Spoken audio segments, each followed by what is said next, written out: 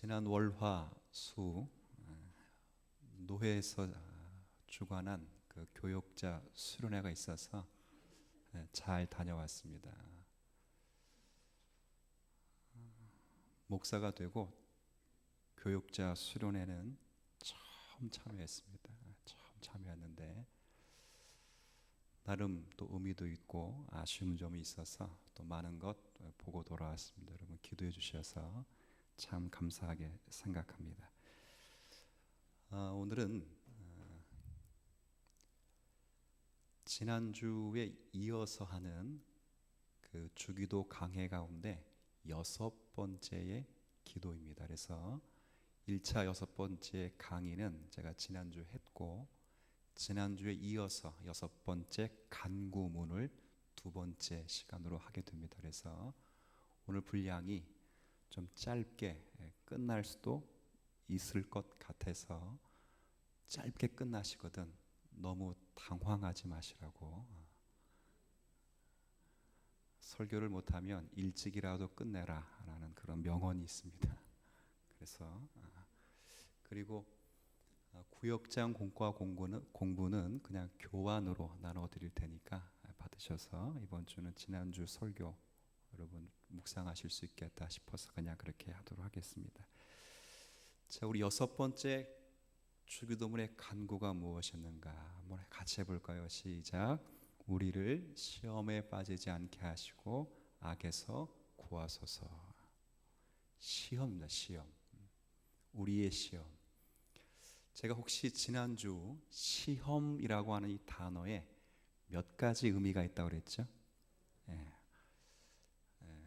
눈이라도 밝으면 됩니다. 2가지입니다. 2가지. 이 시험이란 하나의 뜻에는 영어 성경에는 딱 나눠놨어요.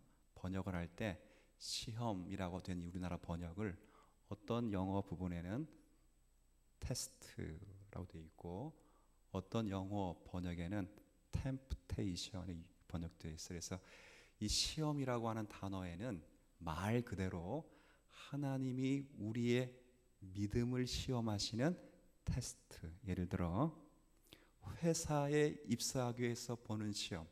무슨 시험? 그렇죠. 입사 시험.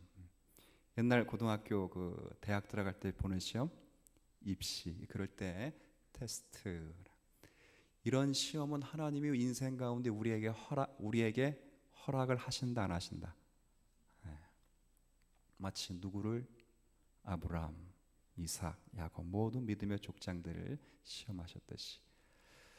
그런데 또 하나 시험이라고 하는 이 단어가 있는데 그 단어는 제가 조금 전에 영어로 말씀드렸던 temptation이라고 하는 것인데 이것은 테스트라고 하는 의미가 아니라 한번만 따라해 볼게. 유혹. 자, 그러면 이 주님 가르치신 기도 가운데 우리를 시험에 빠지지 않게 하소서라고 하는 이 시험은 테스트일까요? 유혹일까요? 유혹입니다.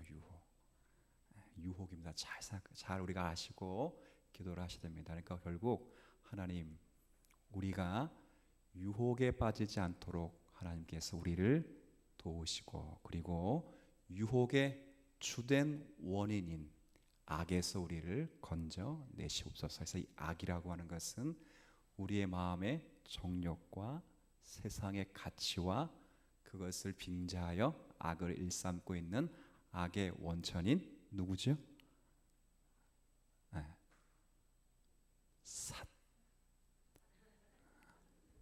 제가 사까지 했으면 사탕이 아니고 사탄. 마귀. 근데 제가 마귀라 하니까 어떤 목사님이 성경에는 마귀로 만드는데 마귀 다음에 뭘 붙이라 했고 마귀 새끼를 꼭 붙이라고 그래서 그런 분들 계시더라고요. 그래서 그러면 마귀. 그래요. 그래서 건져내시기를 원합니다. 이렇게 기도하는 거예요. 그래서 오늘은 제가 또 한 가지 지난주에 했던 것 가운데 시험에 빠지지 않게 하소서예요. 시험을 받지 않도록 하게 하소서가 아닙니다. 모든 이 땅의 성도는 시험을 안 받을 수 있는 성도가 있을까요? 없을까요? 없습니다. 누구나 다 시험 받습니다. 저는 기도 여러분보다 조금 더 할 것 같기도 하고 여러분보다는 성경을 조금 더 읽을 것 같아요. 그러면 저는 시험을 받지 않을까요? 아니요. 저 또한 시험을 잘 받습니다. 저만이 받는 시험이 있고 여러분들은 여러분들만이 받는 시험이 있습니다. 그런데 중요한 것은 시험을 받지 않도록 해 주세요가 아니라 시험을 받을 때 뭐 하지 않기 해달라고요? 빠지지 않도록. 무슨 말씀인지 아시겠죠? 그런 기도를 드리라고 하는 것입니다. 그러면 좀 이렇게 좀 생각을 오늘 좀 해야 될 것 같아요. 그러면 빠지지 말라고 그렇게 기도를 하라고 했다면 차라리 시험을 주시지 마시지, 유혹거리를 주시지 마시지, 왜 굳이 시험을 또 허락하시고 유혹거리를 주셔서 그렇게 하시는가? 이 문제를 조금 하나 먼저 생각해 볼게요. 왜 하나님께서 뭐 그 테스트가 됐든 아니면 유혹이 됐든 하나님의 인생 가운데 허락을 하시는가? 그냥 그거 허락 안 하시고 그냥 믿음으로 잘 길러 갈 수 있도록 좋은 일 많이 주시고 축복된 삶을 살게 하시면 좋겠는데 왜 우리에게 시험을 허락하시고 때론 유혹까지라도 받게 하시는가? 이제 그것을 잠깐 먼저 생각해 볼 필요가 있어요. 그건 간단합니다. 우리나라 그 군인의 총수가 얼마인지 모르겠는데 대략적으로 60만 군사력을 가지고 있다 그래요. 그 군인들을 잘 보시면 군인이 군인 되기 위해서는 책만 보지 않습니다. 늘 강의 듣고 전술을 훈련하게 해서 책을 열심히 보고 시험 봐서 군인의 어떤 자력을 받지 않습니다. 군인은 옛날에 군사 정권 시대에 모 대통령이 만든 그런 표 가운데 하나, 제가 앞부분을 하면 여러분은 할 수 있습니다. 체력이, 저도 끝자락에 거기에 물든 세대로 자라왔습니다. 체력이 국력이다 이렇게 되어 있죠. 틀린 말은 아니나 맞는 말도 아니지만 여하튼 이 군사력이라고 하는 것은 결국 체력과 또 고진 훈련을 통해서 강한 군인을 길러 나가듯이 우리 또한도 마찬가지입니다. 하나님의 형상이라고 하는 이 거룩한 성도로 부름받기 위해서는 이 형상이라고 하는 하나님의 형상을 담기 위해서는 우리 자신이 죽어야 되고 하나님을 더욱더 의지해야 하기 때문에 수많은 유혹을 넘어가야 되고 하나님의 여러 가지 시험과 훈련을 우리가 받아야 그것이 참으로 견뎌낼 수 있는 힘을 얻게 되는 것과 똑같습니다. 제가 어릴 때 그런 얘기 설교 때 한번 했는데요.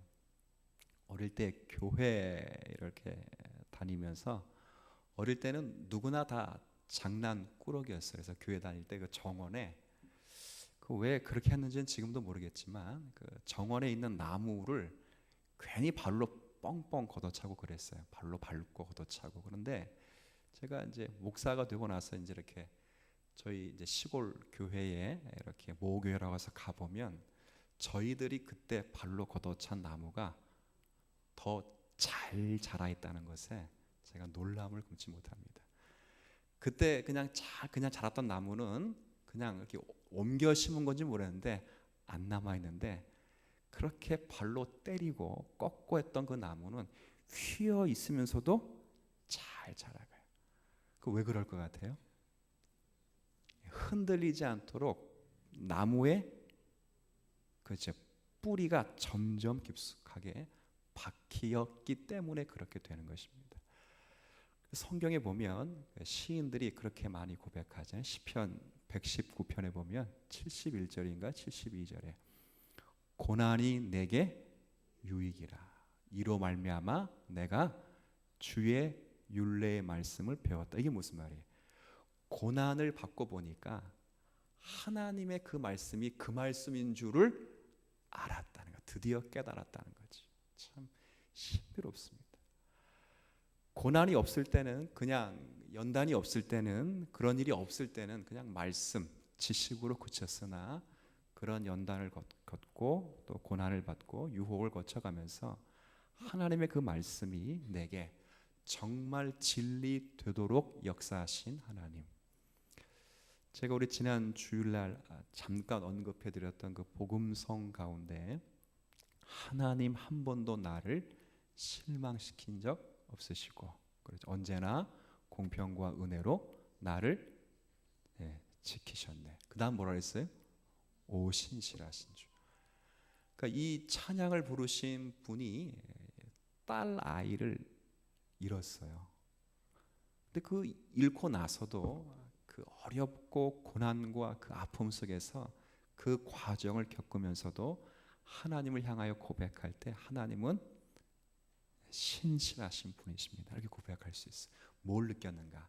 하나님의 섭리하심의 세밀함과 정확함을 느꼈기 때문에 그가 그런 고백을 하는 겁니다. 그래서 우리가 이런 고난과 때로는 시험과 연단 혹은 유혹이 올지라도 이 모든 것은 하나님이 힘이 없어서 우리에게 허락된 것이 아니라 하나님의 놀라운 지혜와 경륜 속에서 저와 여러분을 키워가도록 하기 위한 하나님의 특별하신 은혜의 장침을 그렇게 이해하시면 좋을 것 같아요. 그래서 오늘은 물론 지난주 한 걸 제외하고 오늘 그러면 이제 이런 유혹과 또 시험과 사탄의 대적이 오게 될 때 어떻게 피해야 되는가, 이겨야 되는가의 내용을 제가 두 가지로 좀 말씀을 드릴게요. 그래서 일단 이 싸움은요, 여기 표현된 대로 11절 한번 보시죠. 11절에 보면, 자, 한번 제가 읽겠습니다. 마귀의 간계를 능히 대적하기 위하여 하나님의 뭘 입으라로 되어 있냐면 전신갑주울이 되어 있습니다. 이건 진짜 이건 전체를 무장하라. 로마, 그 당시 로마 군인들이 전쟁을 나갈 때 자신을 무장했던 것처럼 무장하래요. 그런데 우리의 대상이 어떤 대상, 싸움의 대상이 어떤 대상이냐면 12절 우리의 싸움은 씨름은 이렇게 되어 있는데 우리의 싸움은 혈과 육을 상대하는 것이 아니다. 이 말은 뭐예요? 이 말은 뭐죠? 보이는 싸움이 아니라 그 말이에요. 어떤 싸움인가? 그 다음 보세요. 통치자들, 권세자들. 자, 그럼 여기서 나오는 통치자들, 권세자들, 이 사람이 누굴 것 같아요? 이 사람들 앞에 말에 혈과 육이 아니니까, 아니라 했으니까 통치자들과 권세자들도 보이는 사람들이 아니에요. 이 통치자, 권세자 그러면 대통령들, 국회의원들, 법관들 이런 분들을 이야기하는 것이 아니라 똑같이 보이지 않는 대상들로서 통치자, 권세자, 이 어둠의 세상 주관자들, 그리고 하늘에 있는 악의 영들, 어떤 이 악한 영들의 질서를 가리키는 표현입니다. 제가 정확히 이게 무엇이다 라고 말할 수 없는 하나님의 은밀한 비밀의 계획이 있겠지만 여하튼 가장 중요한 내용은 영적인 어떤 악한 영들의 질서를 가리키는 표현은 분명합니다. 싸움이 그러해야 되기 때문에 그런 것들과 그런 영적 대상과 싸워야 되기 때문에 두 가지로 준비를 해야 된다 이렇게 말합니다. 첫 번째는 뭐냐? 말씀으로 우리를 무장시키는 것. 자, 무엇 해야 된다고요? 말씀으로 무장하는 겁니다. 여기 잘 보시면 하나하나 제가 간략하게 말씀드릴게요. 첫 번째 보세요. 13절에 그러므로 하나님의 전신갑주를 취하라. 이는 악한 날에 너희가 능히 대적하고 모든 일을 행한 후에 서기 위함이라. 그런즉 서서, 그 다음 잘 보세요. 진리로 너희의 허리띠를 띠고. 자, 첫 번째가 진리의 허리띠입니다. 이게 왜 중요하냐면 여러분 그 남자들이 힘을 순간 발휘하도록 하려면 가장 먼저 하는 일이 있어요. 그게 뭘까요? 잘 보세요. 한번 다 보세요. 다 보시면 가장 먼저 하는 게 순간 힘을 발휘하기 위해서 가장 먼저 하는 게 허리띠를 꽉 매는 겁니다. 그래서 역도에 보면 진 바르기 전에, 송진가루 바르기 전에 뭐부터 해요? 허리띠를 꽉 매죠. 힘을 발휘하기 위해서. 남자의 허리띠를, 그래서 나중에 보면 경찰들이 범죄자 잡을 때 허리띠를 푸르도록 하는 것도 그런 이유 가운데 하나입니다. 허리띠를 쫙 졸라매는 거예요.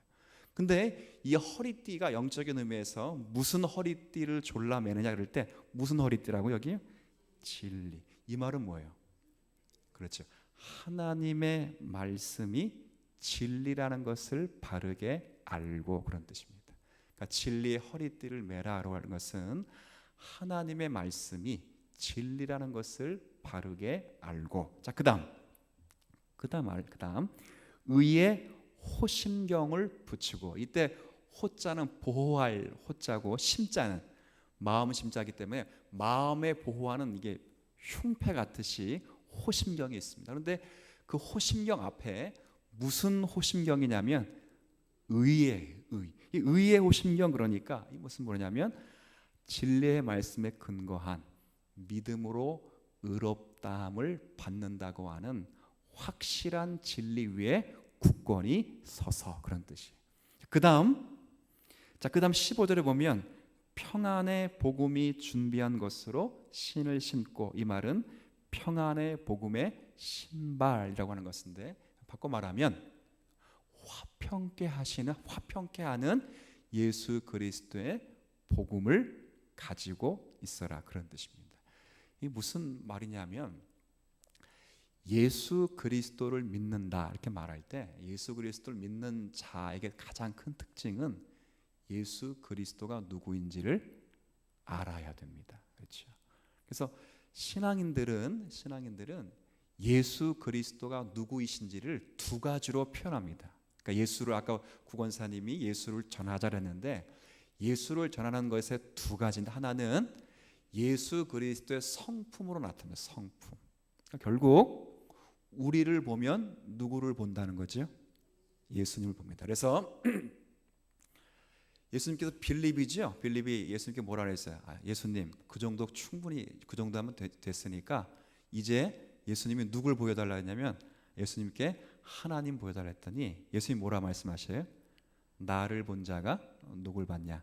하나님을 봤고. 그러면 너희를 본 자도 누굴 본 거지요? 그리스도와 하나님을 본 것처럼 우리의 성품과 우리의 인격으로 예수 그리스도가 나타납니다. 우리의 하는 일, 우리의 생각, 우리의 기도, 우리의 마음으로. 두 번째는 예수 그리스도를 소개하면서 나타납니다. 그래서 평안의 복음의 신이라고 하는 것은 여러분들이 예수 그리스도가 누구인지를 소개하실 수 있는 진리의 내용을 가지고 있으라 이렇게 되어 있는 거예요. 그래서 예수를 믿는 분들이 가장 중요하게 생각해야 될 것은 바로 거룩이라고 하는 하나님의 형상을 통하여 예수님이 누구신지를 전하는 것과 또 하나 예수 그리스도가 누구이신지에 대한 이해를 여러분이 분명히 하고 여러분도 그 예수님을 누구에게 당당하게 소개하실 수 있는 진리의 내용을 가지고 있어라 그렇게 이야기를 하는 거예요. 그래서 무엇보다도 여러분들이 예수님에 대한 지식에 대한 그 은혜의 내용들을 먼저 알고 있어라 그런 내용입니다. 자, 그 다음에 16절에 모든 것 위에 믿음의 방패를 가지고. 이것은 그 다음 표현에서 중요해요. 가지고 이로써 능히 악한 자의 모든 불화살을 소멸하고. 그래서 이것을 다른 표현으로 하자면 하나님의 말씀에 대한 그 약속의 확실 속에 거하라. 어떤 어려움이 오더라도 말씀을 붙잡고 있는 약속의 내용과 그 다음 17절에 구원의 투구. 이건 구원의 확신이죠. 그리스도의 진리의 말씀 붙잡고 있는 구원의 확신과 그 다음 마지막 성령의 검. 이게 무슨 말 같아요? 성령의 검. 말씀으로 무기로 삼으라 그런 뜻이죠. 근데 말씀으로 무기를 삼으라 라고 할 때 바꿔 말하면 말씀으로 누구를 찌르라 이런 의미가 아니라 그 모든 것을 다 갖추고 그걸 가지고 누굴 찌르라. 일단은 사탄을 찔러야 되겠죠. 바꿔 말하면 그 말씀을 가지고 자신에게 적용하라 그 말입니다. 그러니까 성령의 검이라고 하는 것은 이 지금 앞에서 표현되고 있는 진리의 허리띠로부터 시작해서 마지막까지 표현되는 이 구원의 투구, 구원의 확신을 가지고 모든 것을 진리를 통해 자신에게 적용하게끔 하는 그런 신앙의 내용을 근거로 해서 진리를 대적하는 거예요. 이제 잘 보세요. 잘 보세요. 귀신이 왔어요. 귀신이 들렸는데, 자, 1번 나사렛 예수 그리스도 이름으로 나가라. 것과 2번, 제가 잠깐 이제 중간에 멈칫하는 것은 여러분 시험 들을까 봐 멈칫한 거예요. 근데 제 취지를 잘 알 거예요. 자, 누가 예수 그리스도 안에 귀신 들렸는데 1번 이서 귀신을 쫓아내기 위해서 목사님이 나사렛 예수 그리스도 이름으로 나가라 죽게 하는 것과 2번에 이분에게 예수 그리스도를 잘 소개하는 것, 1번과 2번 가운데 귀신을 쫓아내는 방법은 몇 번일까요? 1번, 2번. 저는 몇 번일까요? 저는 어제도 2번이고 오늘도 2번이며 내일도 2번입니다. 예수님을 흉내낼 수 없습니다. 그렇게 돼서 되는 경우를 여러분들이 다 적용할 수 없습니다. 지금 우리가 해야 될 이 사도 바울이 이 이야기를 하는 것은 우리에게 그 말씀을 잘 깨달아 적용하도록 하기 위함입니다. 대단히 중요합니다. 우리가 신적 능력을 가져서 누구를 설복하거나 귀신을 쫓아내는 것 그 이상으로 진리의 말씀에 굳게 서서 진리의 내용으로 우리가 서기를 간절히 기대하시는 예수 그리스도의 은혜를 사도 바울이 지금 이 말씀을 통해 확인시켜 주는 거예요. 꾸짖는다고 가지 않아요. 대표적인 케이스 제가 잘 묻습니다. 여러분 믿음이 아무리 좋아도 베드로하고 요한보다도 믿음이 좋을 수 있다 없다? 없다. 베드로와 요한이 귀신 들린 아이를 쫓았어요? 못 쫓았어요? 못 쫓았습니다. 왜 못 쫓았지요? 기도 외에 이런 유가 나가지 않습니까? 뭘 안 했기 때문에? 기도 안 해서. 기도 안 했겠습니까? 그 사람들이 기도 안 했겠습니까? 아닙니다. 그리스도에 대한 전적 의지와 진리가 부족하기 때문에 그렇습니다. 사탄은, 마귀는, 영적인 악함은 예수 그리스도의 이름이라고 하는 이름 세 글자가 이름이라고 하는 글자가 아니라 예수 그리스도의 이름 안에 있는 영적인 실체와 진리의 내용이 그리스도의 이름을 따라 역사하시는 줄 여러분이 믿으셔야 돼요. 그래서 열심히 성경의 말씀으로 무장을 하되 이 무장된 모든 말씀으로 자기 자신에게 적용하는 일이 필요합니다. 말씀으로 결국 악한 시험과 마귀 대적을 물리치는 것이고, 또 하나 방법은, 자, 그 다음 보세요. 자, 18절. 이게 그래서 필요해요. 제가 먼저 절 보세요. 자, 전신갑주를 다 입혀놨어요. 그리고 마지막에 공격용 무기인 성령의 뭐까지 있어요? 자, 그러면 대장인 예수 그리스도가 뭐 하라 그래야 돼? 그 다음 명령은 돌격 앞으로. 그래야 되는 것 당연한 것 아니에요? 근데 성경은 뭐라 그러냐면 까불지 말고 그 다음 18절에 모든 기도와 간구를 하되 항상 성령 안에서 기도하고 이를 위하여 깨어 구하기를 항상 힘쓰며 여러 성도를 위하여 구하라. 그럼 뭐 하라는 겁니까? 기도하라는 거지. 이게 무슨 말씀인지 아시겠죠?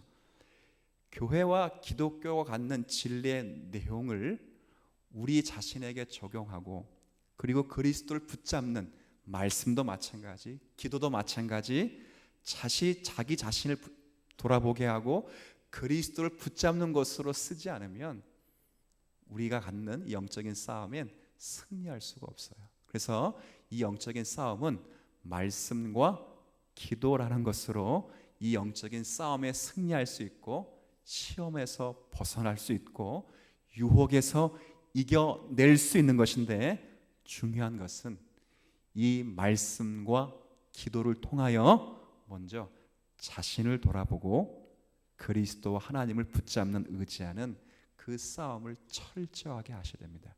그래서 제가 마지막으로 하나 강조하고 싶은 것은 오늘 불렀던 이 찬양 가운데 한번 보세요. 다시 337장 한번 가보세요. 자, 찬송가입니다.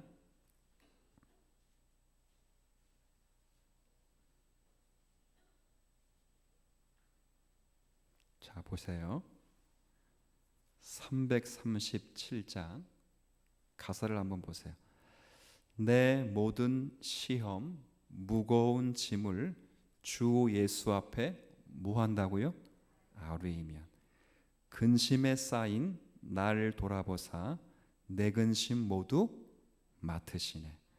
무거운 짐을 나 홀로 지고 견디다 못해 쓰러질 때 불쌍히 여겨 구원의 주리 은혜의 주님 오직 예수. 믿으십니까? 이 내용을 성경으로 표현한 그 가운데 오늘 제가 주보에 기록해 놓은 이 말씀 읽고 마치죠. 로마서 8장 한번 가보시죠. 그래서 로마서 8장 자 37절부터 39절까지 로마서 8장 37절부터 39절 자, 한번 같이 읽겠습니다. 시작. 그러나 이 모든 일에 우리를 사랑하시는 이로 말미암아 우리가 넉넉히 이기느니라. 내가 확신하노니 사망이나 생명이나 천사들이나 권세자들이나 현재리나 장래리나 능력이나 높음이나 깊음이나 다른 어떤 피조물이라도 우리를 우리 주 그리스도 예수 안에 있는 하나님의 사랑에서 끊을 수 없으리라. 믿으십니까? 자, 그러면 마지막 질문 하나 할게요. 예수님이 시험과 유혹을 허락하시는 것은 누구를 위함입니까? 그렇죠. 여러분에게 뭘 입히도록 전신갑주를 입히고 더욱더 주님을 바라보도록 하고 세상의 소망을 끊고 저 천국의 하늘을 바라보도록 하기 위하여 시험과 유혹까지라도 사용하셔서 우리로 승리를 쟁취하게 하시는 주님이신 줄 알고 혹 어려움이 있거나 이해할 수 없는 일들이 있을 때 말씀과 기도에 집중하시면 여러분이 그만큼 성장하여 그리스도 안에 머무르는 기쁜 또 승리된 성도의 삶이 될 줄로 믿습니다. 기도하겠습니다. 하나님 아버지, 우리에게 당면된 시험과 유혹이 있을지라도 우리 주 안에서 당하는 시험과 유혹이기에 반드시 승리할 것이라 그렇게 확신하는 가운데 있습니다. 그렇게 하기 위해서 일단 하나님의 전신갑주를 입어야 될 것인데 주의 진리의 말씀으로 자신을 무장할 수 있는 성도들이 되게 하여 주옵시고 그 말씀을 통하여 자기 자신을 돌아보며 그리스도를 의지하며 섬기는 그런 말씀이 될 수 있도록 은혜를 더하여 주시고 그 자리에서 기도를 통하여 전적으로 주님만을 의지하며 사는 성도의 삶을 살아가게 하여 주옵소서. 아니 어쩌면 이 유혹까지라도 사용하시면서 우리에게 하나님 많은 고난과 어려움과 시험을 허락하시는 것은 어쩌면 우리를 그리스도의 사람으로 세우시기 위한 하나님의 지혜로운 경륜임을 기억하여 우리에게 남모른 일, 이해할 수 없는 일, 그 일들이 다가올지라도 더욱 주님의 사람으로 빚어져 가는 순간임을 기억하여 날마다 그리스도 안에 머물기를 기뻐하는 성도들 되게 하여 주옵소서. 예수 그리스도의 이름이라고 하는 그것 의지하는 성도들, 그러나 그 이름 안에 감추어진 예수 그리스도의 인격과 그분의 사역과 진리를 의지하여 승리하는 성도들 되게 하여 주옵소서. 예수님의 이름으로 기도 올립니다. 아멘.